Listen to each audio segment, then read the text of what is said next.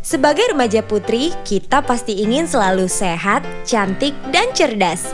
Seperti kelima remaja putri ini, sehat, cantik, dan cerdas tanpa anemia.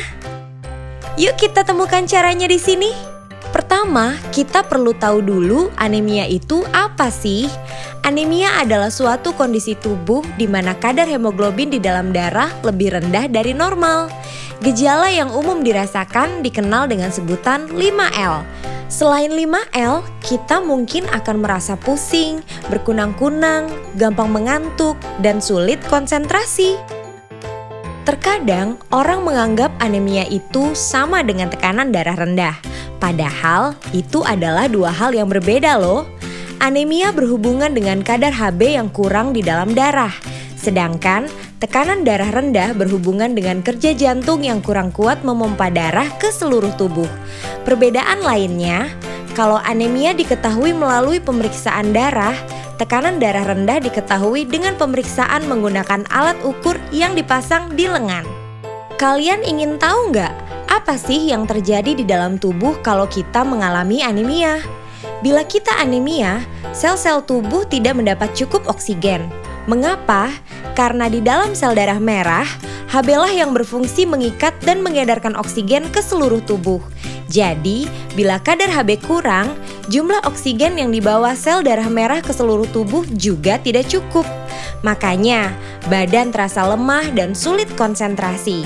Sebaliknya, bila kita tidak anemia, sel tubuh kita mendapat cukup oksigen karena sel darah merah kita mengandung Hb yang cukup. Kalian mungkin bertanya lagi, kenapa ya kita harus peduli tentang anemia?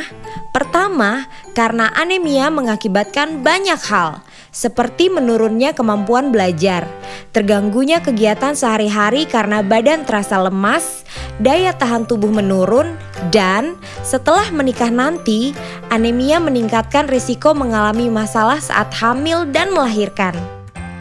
Selain itu, ternyata 1 dari 4 remaja putri di Indonesia mengalami anemia. Banyak ya? Anemia disebabkan oleh 3 faktor. Pertama, kurangnya asupan terutama protein, asam folat, vitamin B12, dan zat besi. Kedua, pendarahan misalnya menstruasi dan kecacingan. Dan ketiga, faktor genetik seperti penyakit talasemia.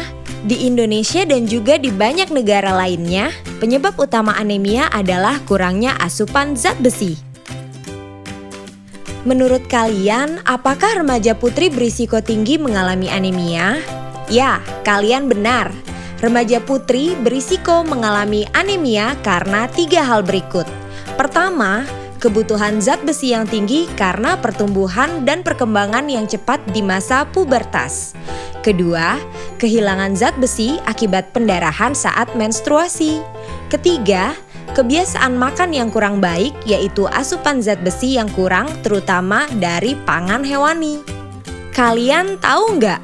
Saat kita sudah merasakan gejala anemia, itu artinya anemia yang kita alami sudah parah. Kekurangan zat besi di tahap awal seringkali tidak menimbulkan gejala yang bisa kita rasakan. Padahal fungsi tubuh sudah terganggu. Jadi jangan tunggu sampai muncul gejala ya. Mencegah anemia. Caranya gimana?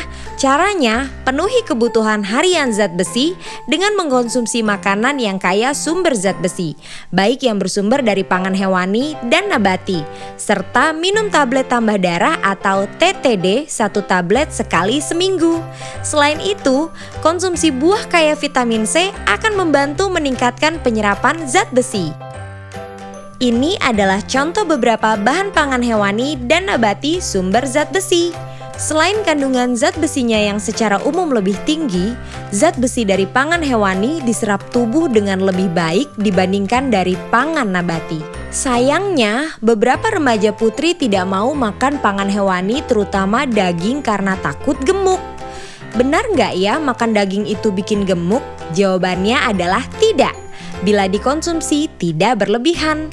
Agar tidak mengalami kegemukan, jagalah asupan kalori agar tidak berlebih dan lakukan aktivitas fisik untuk membakar kalori. Selain mengkonsumsi makanan kaya zat besi, konsumsi TTD sangat membantu memenuhi kebutuhan zat besi harian. Bagaimana cara minum TTD? TTD diminum 1 tablet sekali seminggu di hari yang sama. TTD diminum setelah makan dengan air jeruk atau air putih. Jangan minum TTD dengan teh, susu, atau kopi, karena dapat mengurangi penyerapan zat besi yang ada di TTD. Dan setelah minum TTD, makanlah buah yang mengandung vitamin C untuk meningkatkan penyerapan zat besi. Ada yang bilang minum TTD menyebabkan mual, benar nggak ya? Benar, tapi hanya pada sebagian orang. Untuk mengurangi kemungkinan mual, minumlah TTD setelah makan. Jadi perut tidak dalam keadaan kosong. Selain itu, tubuh kita akan menyesuaikan, sehingga perlahan-lahan kita tidak mengalami mual lagi setelah minum TTD. Minum TTD juga menyebabkan tinja berwarna agak kehitaman, tapi jangan khawatir ya, semua itu tidak membahayakan kesehatan. Apakah minum TTD secara rutin berbahaya untuk kesehatan? Jawabannya adalah tidak, karena tubuh kita mempunyai pengaturan zat besi yang otomatis. Bila tubuh kekurangan zat besi, maka asupan zat besi dari makanan dan TTD akan diserap tubuh lebih banyak. Sedangkan bila tubuh cukup zat besi, penyerapan zat besi akan lebih sedikit. Zat besi yang berlebih akan dikeluarkan tubuh melalui tinja. Itu sebabnya saat minum zat besi, tinja berwarna agak kehitaman. Jadi sekali lagi, konsumsi TTD tidak berbahaya untuk kesehatan. Dan sekarang aku tahu, bila anemia, kemampuan belajar menurun dan kegiatan kita terganggu. Kurang asupan zat besi adalah penyebab utama anemia. Remaja putri memiliki risiko yang tinggi mengalami anemia. Anemia harus dicegah sebelum muncul gejala. Caranya dengan mengkonsumsi makanan sumber zat besi serta minum TTD. Jadi tunggu apa lagi? Yuk bersama kita cegah anemia. Dengan dukungan guru, keluarga, serta petugas kesehatan, kita semua pasti bisa menjadi sehat, cantik, dan cerdas tanpa anemia.